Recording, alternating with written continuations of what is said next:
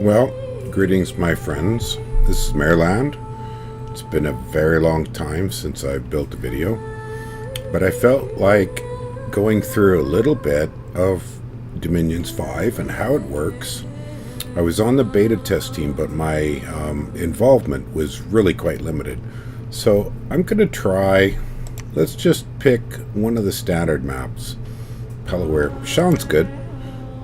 129 and 17, 6 to 10 players. Okay, so we'll go with that. And I'm going to, let's say this is our video 1 beginner.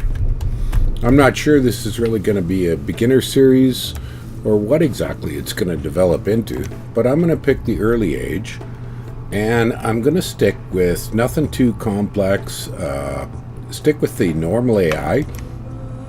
We'll put in 6, or a total of 6, and I'm going to play, just for shits and giggles, I'm going to play Relay. Now, don't ask me how you really pronounce it. I don't know. I don't think H.P. Lovecraft knew. He just made a word that sounded cool. This nation hasn't changed in a significant way since Dominions 4. There were some upgrades in Dominions 4, and it's always been a bit of a bastard stepchild. It's got some cool features and really great lore that I really love, but it's always been a behind-the-scenes, somewhat hopeless nation. Maybe it's gonna work better in 5. I haven't tried it before. I just grabbed it out of the bin as, hey, let's try something different. Well, wait a minute. I think the truth is I may have played 1 or 2 games. Now, for those that are brand new to Dominions, you pick a nation, you start a game. If you're playing single player like this, you have some opponents. You don't know who they're going to be. I just chose them as random. Now you've got to decide what you're going to try to do. And the focus of Dominions is to bring your god to supremacy, or your pretender god. So you can do that a number of ways. You can do that by conquering the world. You can do that by making everyone believe in you, which is the candles sort of thingy. And what I'm going to do is, I always say, make your pretender god do one thing well. What I'm going to go for is really good scales, or the scales. I don't know how else you call them. Now, one way to do that is to buy a really cheap pretender, but note that this thing about your starting Dominion can really affect how well you can do it. So I'm looking here. The Void Liquor is one of my favorites. The Polypel Queen is very cool and very thematic for this nation. I'm going to choose to go with the scales build to give me lots of money and lots of resources to build lots of troops. That would be very different from deciding to go with a monster pretender that could kill everything around it and instead of your troops do that. So just for fun, I'm going to pick the Polypel Queen. She makes these little Polypel spawns for free, which is fun. It's not necessarily optimal. It's not even necessarily a good choice.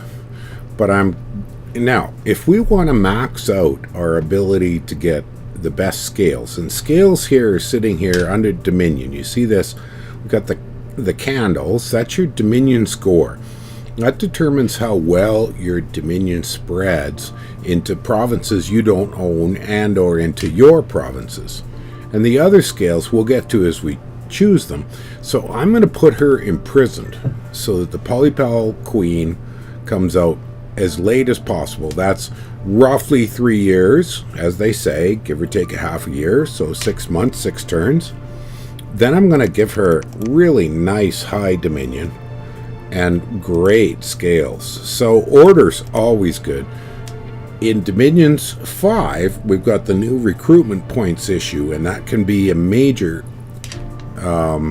determination of your ability to get troops. I'm also going to go with growth, because growth has been the best way to make lots of money for quite a while. Since somewhere in Dominions 4, I don't remember when, Back in Dominions 3, growth was sort of iffy. Luck is very fun. I like it, but I think in this case, I'm going to go for some magic to bring me up, and I'm going to give her some paths. We're not going to go with much of a bless, but if we pick 4 astral, we can actually get kind of a couple of interesting blesses. You've got very poor sacreds as relay, so I'm not going to spend a lot of time on that. But this one, +1 penetration, I really like. And I'm going to give her a little more water because it's quite cheap. Notice how if she has a starting path, your costs go plus what you already have. You can do the math, you can figure it out yourself, but I'm going to go with that and go with 4. 4 is the minimum to grab a bless. Now what kind of... Oh, I see. Things have changed a bit since the last time I played Dominions 5. Defense is very nice. Well, let's grab some defense because that's really cheap. And minor cold resistance never hurts. Now we still got 160 points and scales cost 40, so we can grab some more scales. Now what happens if I grab another candle here? Yeah, that cost me an entire scale. Not really worth it. What if I drop one?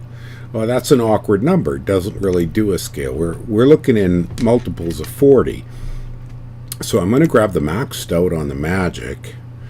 Production gives you some gold. Mostly it gives you more resources to buy heavily armored troops. But relay, from everything I remember in the past, and I'm kind of flying by the seat of my pants a bit here, doesn't have a heck of a lot that uses that. So heat either costs you or gives you money and gold and so on and so forth.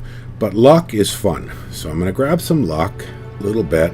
And so I've still got 40 points.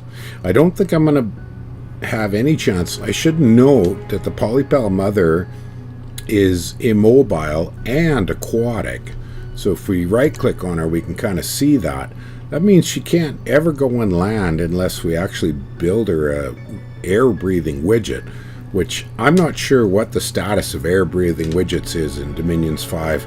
There's a lot of debate about it making it easier. It used to have to cost air magic, but just assuming she'll never be able to go on land, I'm going to assume she'll sit at home most of the time, making spawn. So now I have a tricky choice. I'm just going to grab luck 3 and call it good.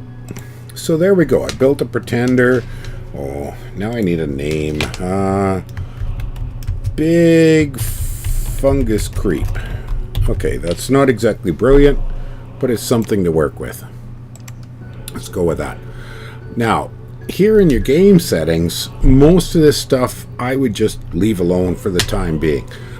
But we're playing a single player game, so let's crank up the random events. I think our choices are rare and common. I'm going to go common. Story events, I find them a little bit off when you're playing multiplayer, but we're playing a bit of a single player game, so let's turn them on. I like to see score graphs in single player. Other people don't. I do. And Hall of Fame, I always like more of that so you get more heroes. Global enchantment slots we'll leave alone. Limited unique artifact forging rate. Okay, that's a confusing idea, but basically it means that you can only make one artifact at a time. So human AI level, well, I'm not going to worry about that. I'm going to stick with standard research. I'm not even going to fiddle with the thrones for the time being. I am going to allow renaming because what the heck. And cheat protection. Okay, here we go. We're building a game. So the game's got to do its widgets and play around with the map and make everybody fit. And once we join in, I'm going to call this first video done and produce it and see where we're at, because it's been a long time since I've made a video. In the beginning there was Kiss. Yes, we've seen this many, many times. And there we go. There's my beginning army. The new map features, such as where you can move, I like that. That's a big improvement over Dominions 4. And the thing where it shows you the boundaries of your candles, excellent as well. Okay, let's stop. We'll post this and we'll see where we go from here. Bye, guys.